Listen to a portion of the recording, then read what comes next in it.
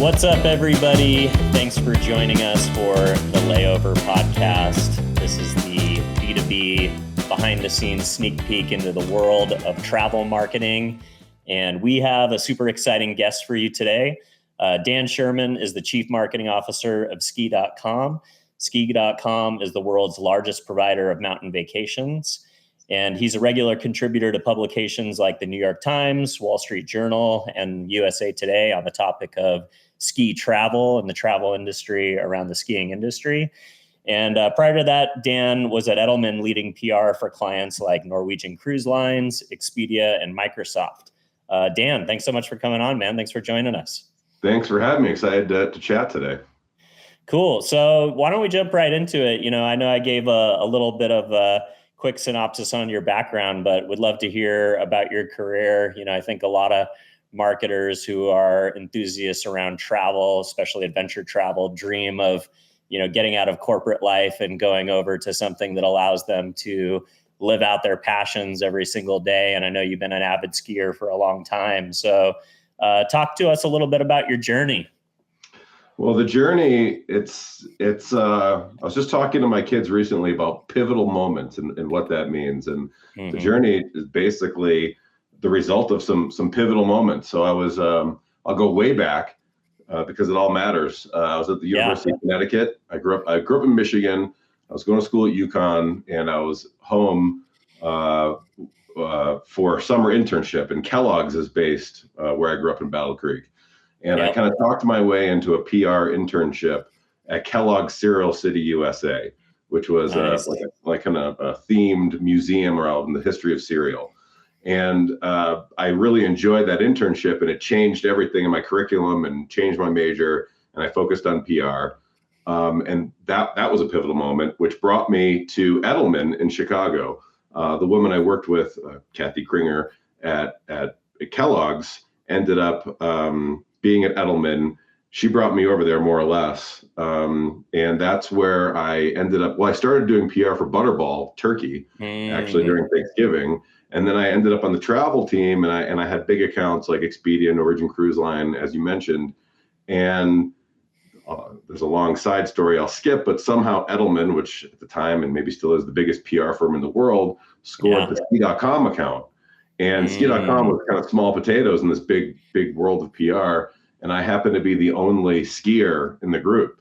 So because I was already passionate about it, they kind of handed me the account and said, "Here you go, this one's yours." I was like, well, this couldn't be better. This really accidentally aligned, my passion with my profession.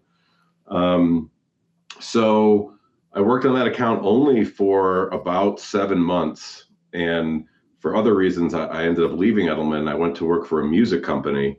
And on the day of that my non-compete expired, I got a call from the owners, and they said, "Why don't you come over to Ski.com and work for us full-time on staff?"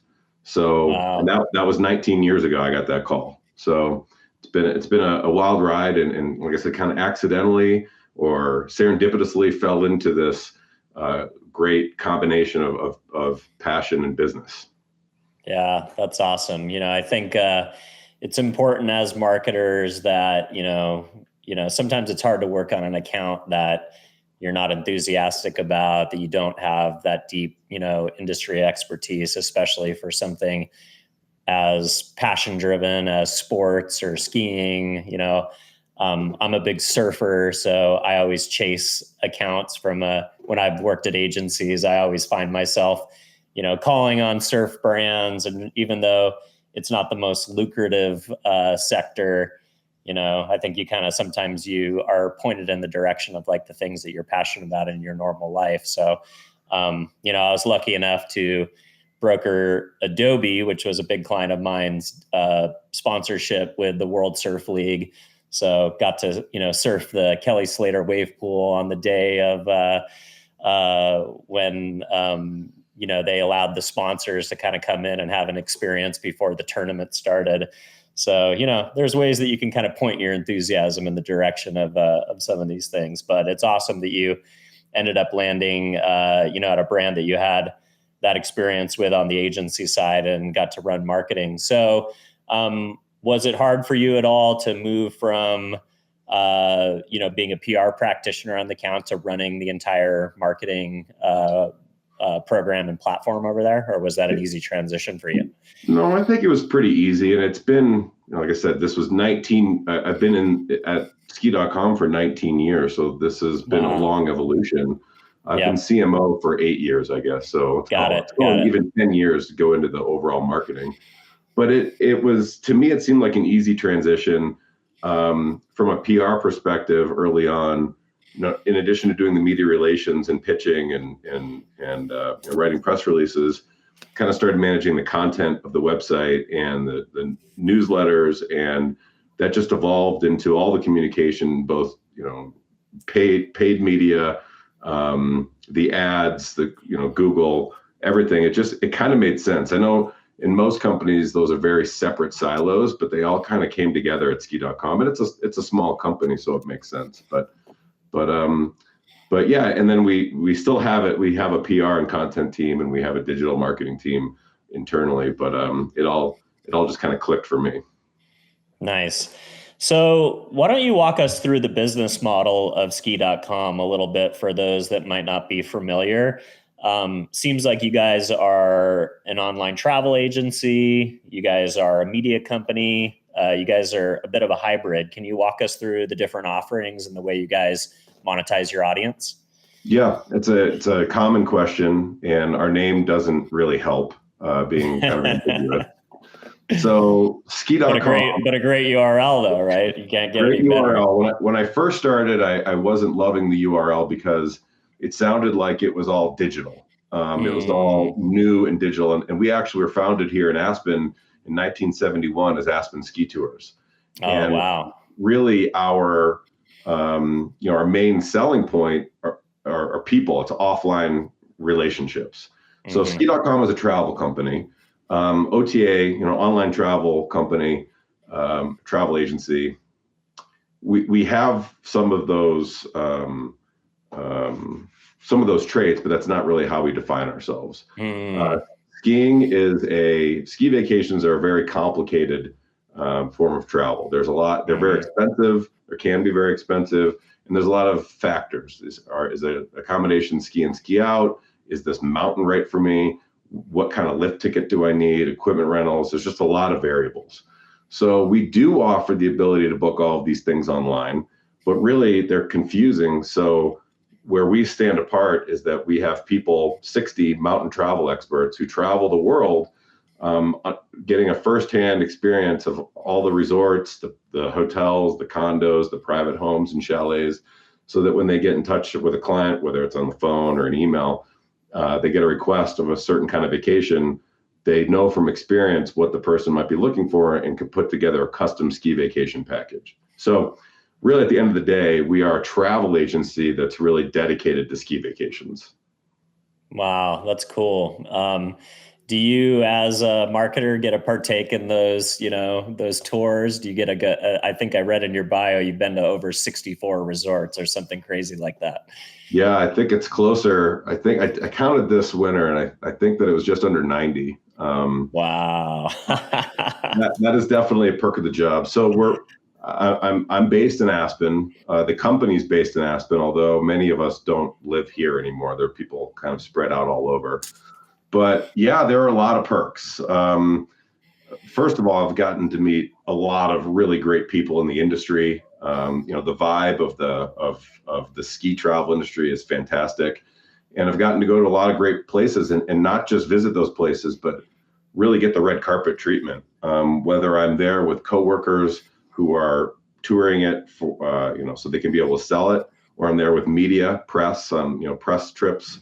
I really feel like I get experiences that not everybody would get to have, and I'm pretty fortunate in that sense. So yeah, a lot of travel to Europe. I was just there a couple of weeks ago.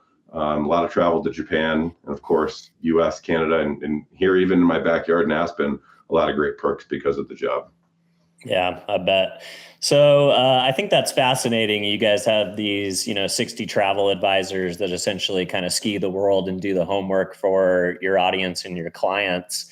And I think that leads naturally into, how do you leverage the fact that you've got these folks out there as media content creators, editorial? Like, are those folks out there, experiencing these tours so they can advise clients? But, to scale that, are you guys creating a massive amount of content when these guys are out there? Are you shooting video?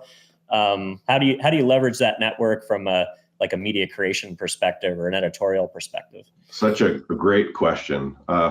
Frankly, we haven't historically done a great job of that. And, part of it is a generational thing, honestly. So we have I don't know what the average tenure is these days, but it's probably over 20 years doing this. We have some of the mountain travel experts have been here for over 30 years. Wow. But we do have some great newer, younger ones, and that has been a very hot topic lately. And as a matter of fact, so we just had 4 different groups going to 4 different locations in Europe, touring our top resorts and some of our underrated resorts.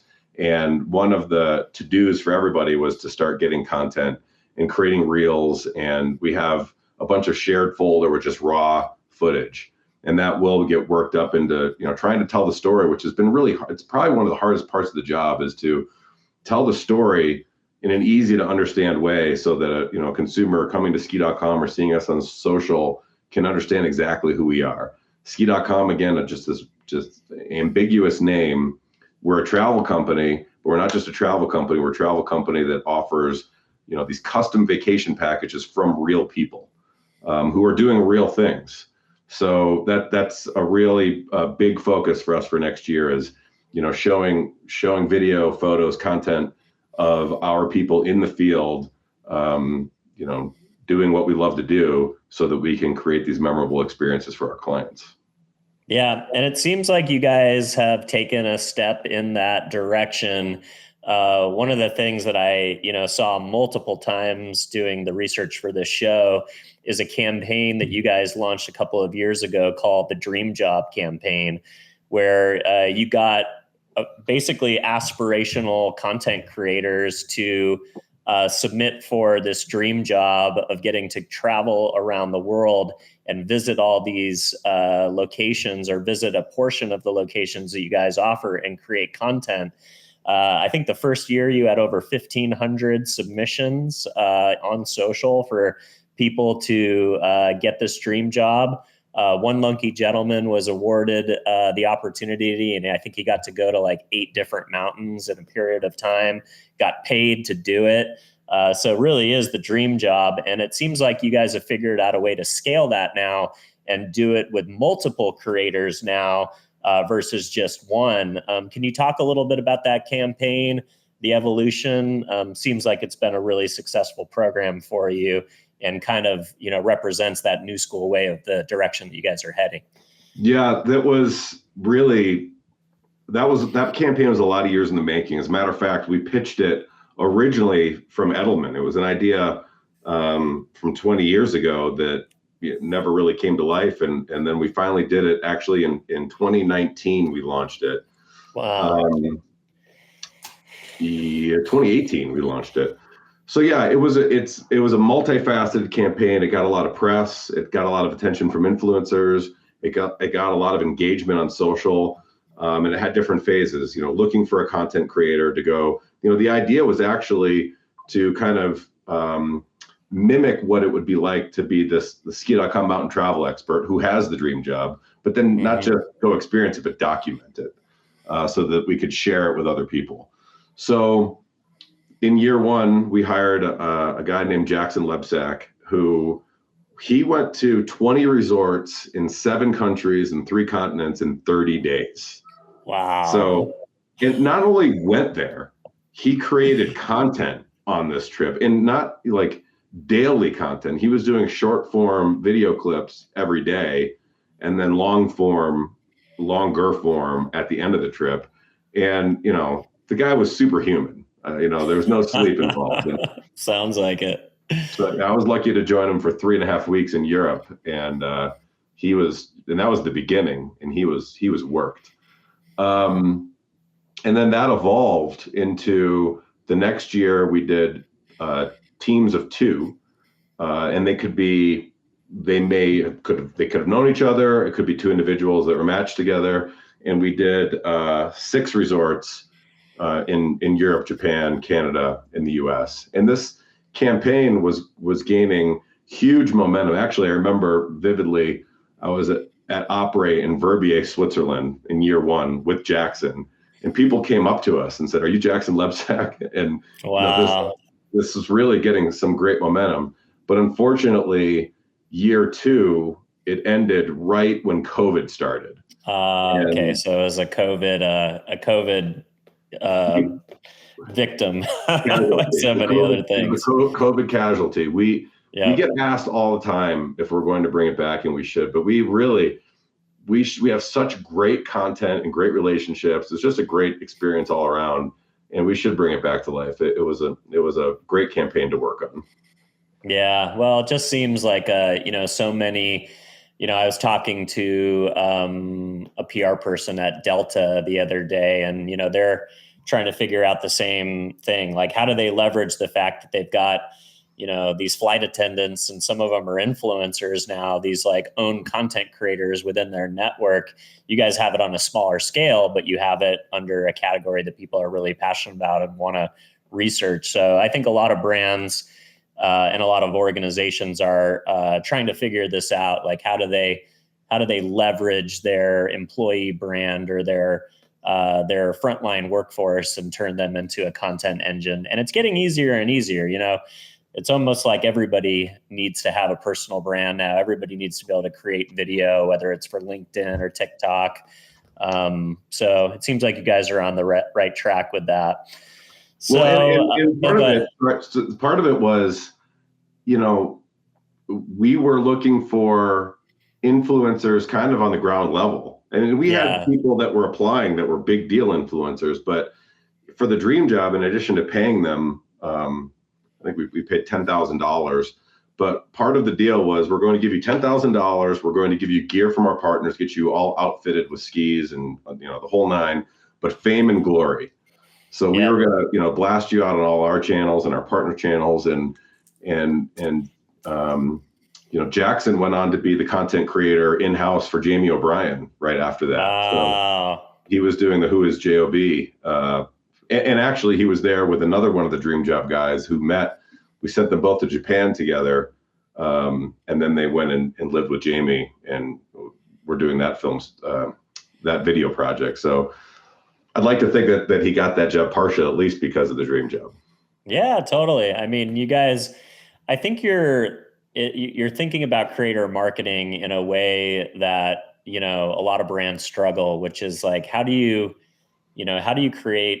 partner with creators in a way that's authentic? At Loston, we have a similar belief that we want to work with emerging and mid-sized creators, because, at the end of the day, whether it's us licensing videos for them to repurpose and put on our different social media properties across Loston, which used to be the Bring Me channel for BuzzFeed, or whether it's landscapes, or whether it's a view from my window.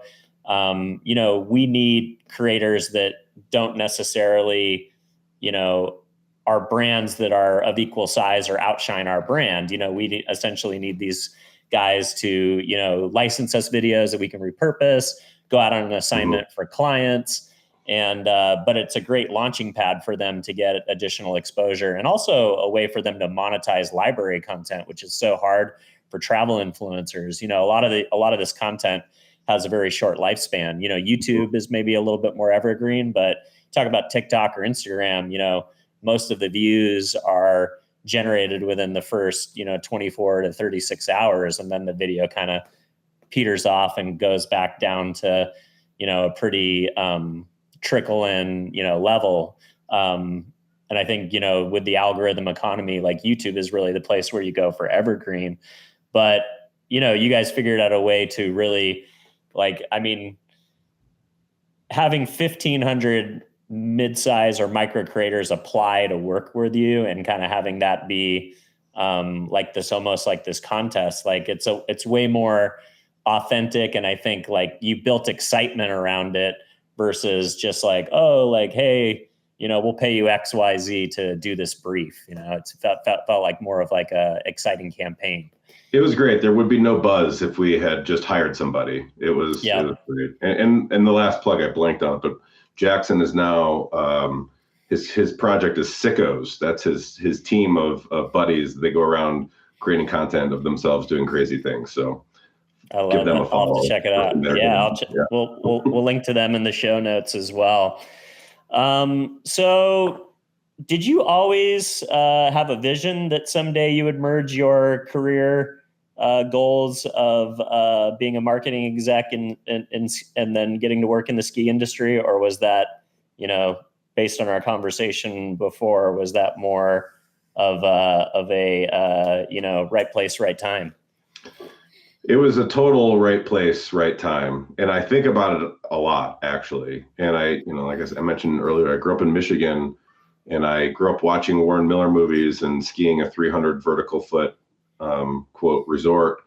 And I check in with that often, and look in the mirror, I can't believe that I'm doing the things that I'm doing. I had aspirations when I was a kid of living in a ski resort, and when I was living in Chicago, I was like, man, I got to move to Jackson Hole. That's where I really want to be. So it all just it fell together, like I said, completely serendipitously. And I'm very thankful for that. Yeah, I love that. So you talked a little bit about, in the Dream Job campaign, you also were able to partner the creators with your other partners. And you mentioned like ski and outfitters and gear. So who are your clients? Are your clients the destination marketing organizations for the region? Are they the resorts? Are they the ski manufacturers and folks that make apparel, or is it a little bit of all of the above? Like who are your end clients? Yeah, that's another good question. So really our end client is the traveler. Got it. That's really, as a travel company, that's what we're looking out for, is the traveler and making sure that they have a really great experience. But we work very closely with all of the other folks you mentioned, specifically, the lodging community at the resorts that we work with. And lodging community is, we're talking 200 resorts all over the world. We have direct relationships with the property managers at the chalets and whether it's Marriott or a family-run hotel, we're in direct communication with those people regularly. And as the largest provider of ski vacation packages in the world, we're a great resource for them to fill their beds. So, those are the two main, and of course the resorts. So we're working with the resorts for mountain products, so lift tickets, lessons, equipment rental, and then all the other, ski guides, third-party ski guides, heli operators, ground transfer companies, the airlines, the rental car companies. So we have, direct relationships with basically anything that touches a vacation package for skiing. When it comes to the gear companies, we do have, we try to work with them in strategic ways, because we have we have a large audience of people who obviously have identified themselves to be mountain enthusiasts and ski enthusiasts. So we offer ways to get some brands in front of our audience, and often, hopefully, the so what, who cares what's in it for me, try to do something to give our audience some kind of like an exclusive deal or something, some kind of perk for being paying attention to ski.com or booking with ski.com. So for example, there's a local outerwear company here called Strafe. They make a great product, jackets, pants, technical ski gear. And if you book a trip with ski.com, we give a 20% off code for Strafe. And we've done the same for Dakine and Giro, and we had a relationship with Black Crows as well. So, we pick different partners, and we're always looking for other partners that make sense. Makes sense. So a lot of it is adding value to the skier by giving them opportunities, first looks at gear and discounts and stuff like that. Yeah, obviously it's not our main thing, but we have a post-booking, pre-arrival email that goes out that says, "All right, get psyched. You're going to the mountains. Now that you got your travel booked, we're here to help you get yourself outfitted. So, if you need a pair of goggles, click here. If you need a jacket, click here. If you need some skis, click here. Nice. And you talked about the heli skiing and kind of that's what I consider like, the top end of the category, right? Lost in, we cater to who we call the economy plus traveler. It's not the 1%ers that are traveling on private jets, but it's, the 6%ers, the folks that sit in business class or first class on commercial. They stay in premium lodging because they want a higher end experience. And they're also willing to pay more for exclusivity and things that, are harder to find. Can you talk about some of the, let's say, the more decadent, top end of the packages that you guys offer to skiers that want to ski in powder that very few people get to touch every day? Yeah, well, so at ski.com, we truly offer something for everyone. And we have a very large B2B business. So travel advisors, most travel advisors book their ski vacations through us. Wow. Some of these travel advisors are very high end, and it's not uncommon for us to book six-figure ski vacations. Sometimes, wow. $300,000 or more ski vacations. But for the 6%er type stuff, there's some really great upgrades people can make for heli skiing. And there's two types of heli skiing. There's the day product, where you could be in a place like Whistler and then decide to go heli skiing for a day or 2 days, or there are the destination, the remote lodge heli skiing. So you take a helicopter, you fly in, they drop you off at the lodge, you're there for a week, and every morning you're having breakfast and then going off on the helicopter for the day.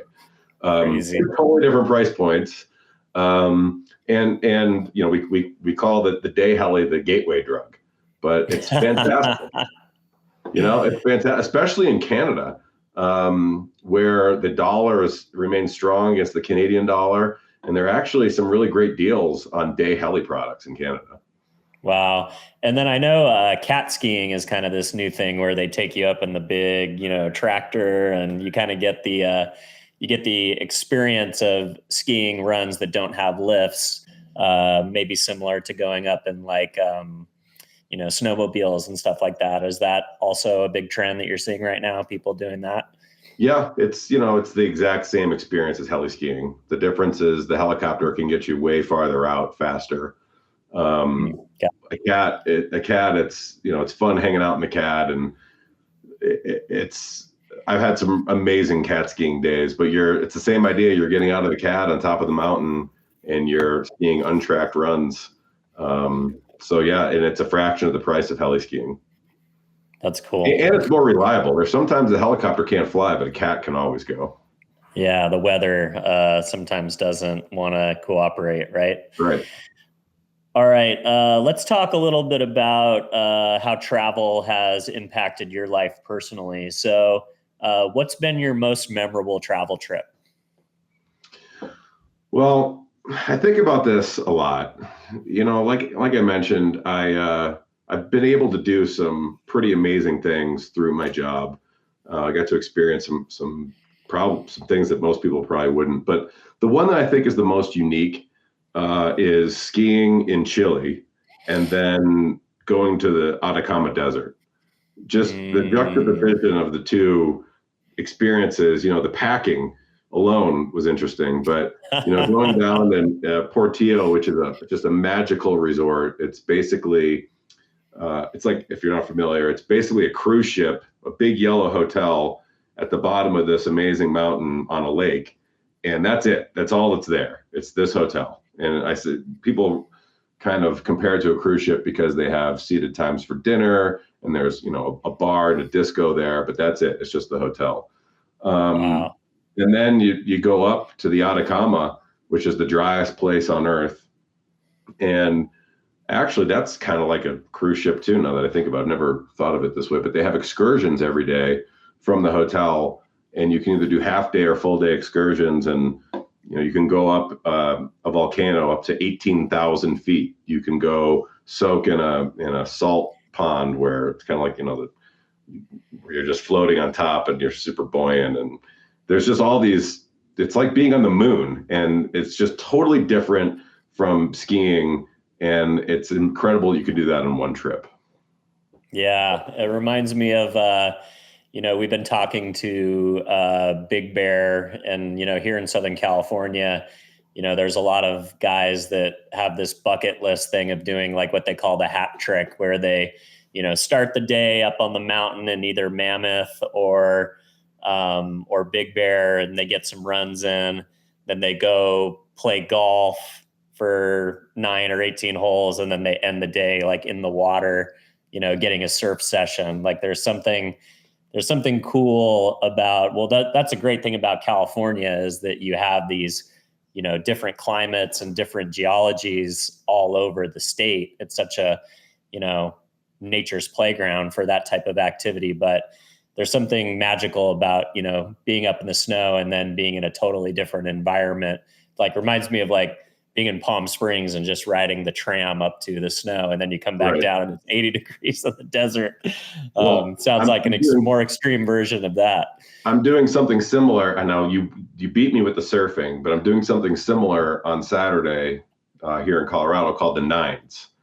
And it's 9 runs at A Basin, followed by 9 holes of golf, followed by 9 innings of baseball at the Rockies game. Oh, wow. That's awesome. Yeah. I think there's something, something about us guys that we, just this idea of having the perfect day or jamming in, as many of your passions into a single, I think it's a cool way to market. And, a lot of brands these days are taking that. Like if you look at Travis Matthew, they're a golf brand that also caters to like the Southern California lifestyle, or, Viore is, Lululemon meets Southern California lifestyle or surf culture. Or if you look at like a Salty Crew, they're for diving, fishing, surfing, and something else in the water. That's like this, these brands that try and circle multiple enthusiasm points for the consumer. But if you hit like the Venn diagram of like 4 things that people really love, then they just identify with your brand that much more. Yep. Love it. Yeah. All right. Let's talk a little bit about, having access and living in Aspen, as a creative, as a marketer. Do you incorporate getting out on the mountain and skiing into kind of your creative process? Like if you're stuck on an idea or you're looking to brainstorm, does getting out there and, participating in these mountain sports activities, do you use that as part of your creative process? Yeah, 100%. And it'll probably come off maybe even a little hokey, but it is when I'm at this point in my life, and I love cities and I love variety, but if I'm away from the mountains for too long, I feel like I'm, feel a little claustrophobic. Mm-hmm. So the mountains and skiing definitely like recharge my soul, and it's almost tangible. I can feel it. Wow. So if I'm stuck, especially in the wintertime, one of my favorite things to do is to hike Highland Bowl at Aspen Highlands, and you just get this. It's not about the hike necessarily or the skiing from there, but just the view of Maroon Bells. It just like puts everything into perspective for me, and definitely helps me clear my head and think about our audience and our customer. And one of my favorite things to do is think about these things through their lens. Like I'm used to these things, but I still appreciate them, and that'll never go away. But if you're coming from Texas or Florida or wherever, and you see this for the first time, I just picture people's minds being absolutely blown by them. So, 2 of the big brand pillars for ski.com are empathy and passion. And I like to check in with those myself. And I also like to remind our staff that's like, we do this because we love doing it. To our customer, we're one of you. We love doing it as much as you love doing it, but actually doing it reminds us how amazing it is. And kind of, it's always a great refresher of, how lucky we are to be able to provide these experiences. So I think that's another great question. And, there are people who do this, at variety of companies who aren't as passionate about the mountains or skiing. And, I get paychecks are paychecks, but I just don't understand it, Yeah. Yeah. It'd be hard to, work in this industry and then not, I often, one of the reasons I love Lost In so much is because I feel like I very much identify, like I am the audience, millennial in the core of my earning potential, family. I've got 11-year-old and 9-year-old and 2-year-olds, and all of our travel is tied to family. I oftentimes will, strategically engineer my business travel in order to get some personal travel in with my family as well. And, millennials get a bad rap, but we value experience in a general way, are known to spend money on experiences over material possessions and, travel more often than generations prior to us. So I think, having a passion for what you do, I think it leaks through everything, that you put your hand to. So I love that perspective. Yeah. And, bleisure, the business leisure combination is it's a big deal. When people are traveling to, I would imagine it's relatively exotic, fun places, and extending their trip by a day or 5. That's big business for sure. Yep. 100%. Yeah. I think, brands that want to attract that customer, they've got to also be thinking about, like, what are the, cultural moments that people can't get away from. Like Park City had Sundance for so long and now they don't, right? So that's wild to me. That was a big update. It'll be a different experience down there. Yeah, totally. All right. I wanted to touch on the Mountain Travel Symposium. When I was doing the research, it sounds like you're on the board over there. So what is that organization? What's the mission? Why'd you get involved? And tell me a little bit about your work there. Yeah. So Mountain Travel Symposium is, what it comes down to, it's a conference. And it's the biggest gathering really in the world every year of the ski travel industry. So you have all the buyers and sellers of travel. So buyers being on my side of the business and sellers being the resorts and hotels, all come together and do business. It's a relationship thing. To me, it's always been just a relationship thing, where that's really where I learned about the ski industry. It's where I met most of my contacts over the years. So yeah, and that's one of the ways that I have this job. That happened. The director of the travel division of Edelman was a keynote speaker at Mountain Travel Symposium, and that's how Ski.com saw Edelman, and that's why Ski.com hired Edelman, and how I have this job. Really, again, this pivotal moment. But yeah, I'm on the board. I've been on the board for about 3 years, and the goal is just to make sure the ski travel industry continues to thrive. Yeah, I love that. So it's kind of like ITB or one of those markets that are focused on bringing the industry together, but focused specifically on mountain travel. Yep. Yeah. And it's a vibe like no other travel show. I mean, there's a lot of travel shows out there, but this one, it's when you go to a travel show, the common denominator is that people love skiing, or people love traveling. This one, right? It's all these passionate skiers, but not just that. It's thousands of people who have literally formed their lives around skiing. So I think it's a pretty special. It's more than just a conference and doing business. It's a pretty special vibe there. So I've always really appreciated it. Did they usually host it at a mountain resort during ski season, or is that too dangerous to, everybody will be skipping the content out on the slopes? That does happen. It's at a resort every year. And this year it was here. It was in Snowmass. Next year it'll be in Whistler. It travels around, and that is the organizer's worst nightmare, because when it snows, nobody shows up. That's basically what happens. Oh man, that's funny. Well, sounds like a really cool organization. We'll have to explore how Lawson can get involved because we're relatively new as a travel media company, so we're learning the ropes. But we're super excited when we get invited to participate in thought leadership and marketplaces like that. So thanks for educating our audience about it. So let's talk. Let's spend the back half of the show talking about trends in ski travel. You guys are out there scouting the best and the brightest, and trying to give your customers a sneak peek into where they should be taking their trips. I saw a quote in USA Today. You guys were talking about, kind of the less traveled international ski locations in Asia. Obviously, Japan was like a huge thing this year. We couldn't help ourselves. We had to launch a Tokyo book. Oh, nice. It was in the archive, so we decided to do a refresh last month and relaunch Tokyo.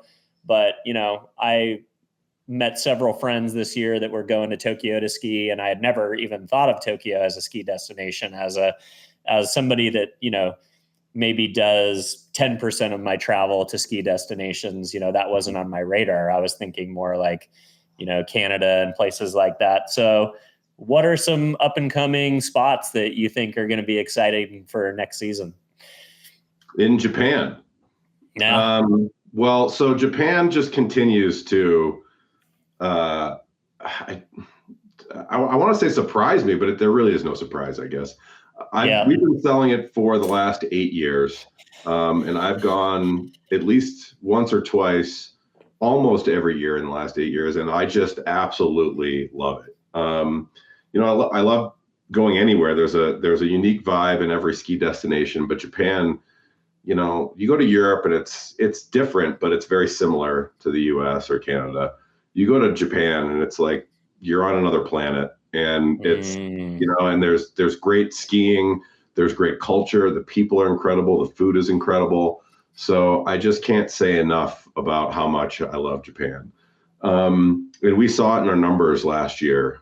We were up, during the booking season, like in October, I think we were up 500% pace-wise year over year.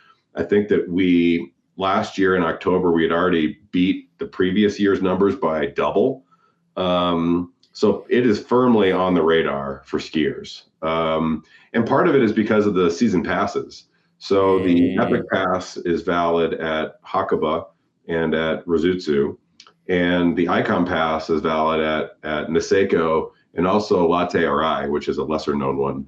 But Japan was becoming very popular with Americans before that, but now the passes are there, it's really exploded. So when I first started going to Niseko, Niseko is an interesting place. It's probably the most well-known one in Japan.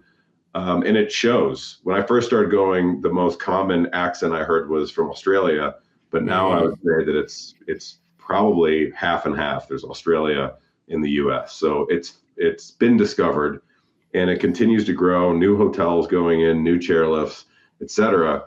But the one that's on my radar for like an up and coming destination, like one that I actually really want to check out is Miyoko Kogen, which is on Honshu in Nagita.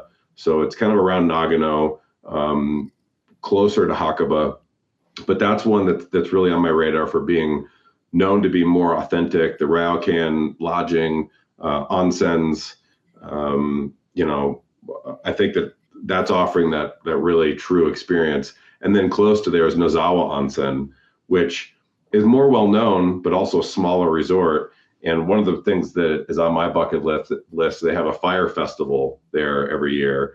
And I've seen pictures and it's in the middle of January, it's prime skiing time. And if you can get a hotel room, from what I've seen and what I've heard from friends who have been there, that should be number one on your list. Wow. Very cool. Well, that's a huge insight. We'll have to, link to some B-roll of that and put something in the show notes. I wanted to talk about, do you guys do anything with your clients in helping them market the shoulder seasons? When we're working with our DMOs like Switzerland or Big Bear, media kind of turns off as soon as the snow starts because it kind of sells itself for the main season. But these mountains are open year round. Some of them are absolutely breathtaking and beautiful in the summer and in the shoulder seasons. And you have this huge, downhill mountain biking, hiking, fly fishing, other activities. Do you guys do anything to help market the mountains during the shoulders or the off seasons? We definitely do. Now, ski.com is a tough one because our name doesn't scream summer. And we've tried it in a variety of ways over the years. So, our loyal customers are definitely coming to us, and we're sending them to the mountains in the summer. And it's, we offer a lot of these great products that you mentioned. Picture in Europe, for example, we have great relationships with these ski guides doing off-piste skiing and backcountry skiing. And those same guide companies in the summer offer mountain biking and, now e-mountain biking is absolutely huge in Europe. You can even do hut-to-hut e-biking, and the huts have charging stations. So you stay the night, get up in the morning, go to the next place, your bags are waiting for you. So we have all those relationships dialed, and we definitely do what we can to help them.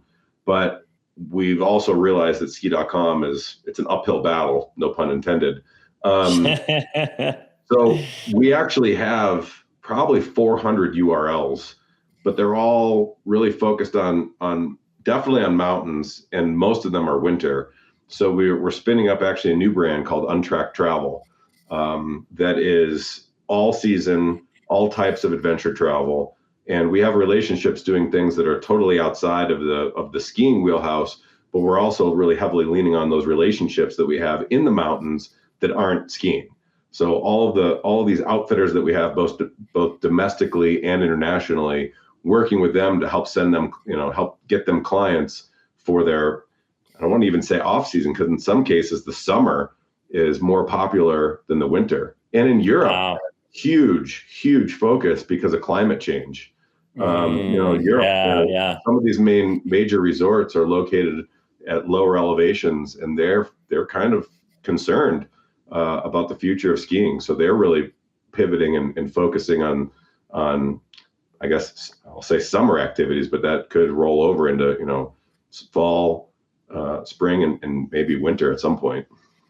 Yeah, no, you're so right. And when I go to a lot of these events that are focused more on the tour operators, you see how a lot of them are conglomerates, right? Like the guy that owns an ATV thing might have a kayaking business, and he's got a wine tour. These are like mini little empires where they can send travelers out on a balloon ride on another day. Like they really, seem to have, multifaceted opportunities for travelers, especially in different seasonalities.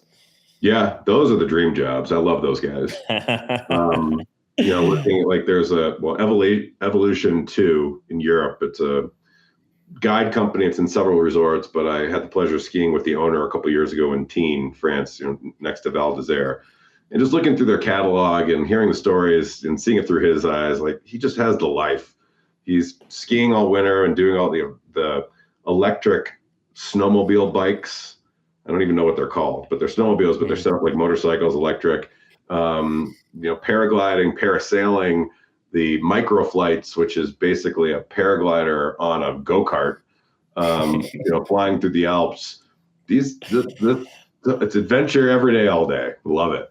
Yeah, it's pretty wild. These guys, it's so funny. Like, I'll be at some of these conferences and I'll meet these tour operators, and, some of them are homegrown family businesses that have been there for decades, if not hundreds of years, and they've been doing this for a long time. But it's not uncommon to find some guy that worked in private equity or venture capital or some other industry and just ditched the corporate life to go do this and become very successful at it because of, I think like what you said, the lifestyle that it provides is pretty amazing. So, well, there's new ownership in Jackson Hole as of last year, and those guys are private equity guys and big banking backgrounds, and they came in and they're they're obviously savvy with the financials, very obviously, but they're super passionate. And I just love that. I mean, that's what worries me about, the industry in general is, the soul sometimes. You feel the soul might be in jeopardy, but there's an injection of passion. It's fantastic. Yeah, love that. All right, man. Well, what are you most excited about the work you're doing at ski.com for the future? What does the next 6 months to a year look like for you guys? Well, I'm excited about it's amazing to me that I'm on this hamster wheel seemingly, because it's just a seasonal thing. And every year we kind of try to, reinvent ourselves to a point, or try to think about doing things differently. We just have so many new things happening this year, going into next year, that I'm really excited about starting to do some of the, lead gen marketing, and we've enabled our salespeople with some really great new tools, some great video capabilities to present packages using video, their own video. It actually kind of ties back to what we talked about earlier. I'm excited to continue to get better at showcasing our salespeople and the real people behind the brand, and the experience and the expertise that they offer, and just trying to bring them to life. That always gets me excited. I love it. Well, sounds like you guys are on the right track and continuing to reinvent. So, you got to be thinking about innovation all the time, especially with how fast technology is moving. I'm just glad we made it through a marketing podcast without talking about AI. So, well, here's my stance on AI. I love AI. I use it all the time. And the battle that I have is that I don't like direct AI to customers. I don't like that. Yeah, especially in our business. Agree. Yeah. I'm all for AI helping our people help people. Yeah. That's my main stance on AI. Yeah. I think that's a great, stance. I think it's not replacing humans. It's enabling humans to do their jobs better and faster. So. Yep. Cool. All right. Well, Dan, this was a great conversation. I really appreciate you spending time with us and the Lost In audience to let them know more about what you do over at ski.com. Anywhere you want to point our viewers, followers, subscribers, and where they could learn more about what they can book through ski.com, the types of packages and vacations that they can go on, and where people could connect with you directly if they want to reach out and say hello? Yeah, well, back to that great URL that we have. It's pretty easy. Just go to ski.com. And for me, also pretty easy. My email is dan@ski.com. So any collaboration or questions, or want to talk Japan or Europe or Aspen, holler. Let's go. Awesome, man. Well, thank you everybody for joining us for another episode of the Layover podcast. I hope you enjoyed what we put down with Dan today. If you enjoyed this conversation, don't forget to subscribe, follow, do the things on social so you can follow and stay up to date with what we are doing and get to hear from other amazing travel influencers, travel journalists, and travel marketing leaders. And if you would give us an honest review on whatever platform you might be watching or listening, that's how the show finds a larger audience organically. And last but not least, if there's a marketer out there or somebody a ski enthusiast or somebody who you think would enjoy the conversation that I had with Dan today, don't forget to share the show. And with that, we will be back again next Wednesday, 4 p.m. West Coast. Thanks a lot, Dan. Thanks, Bill. Cheers.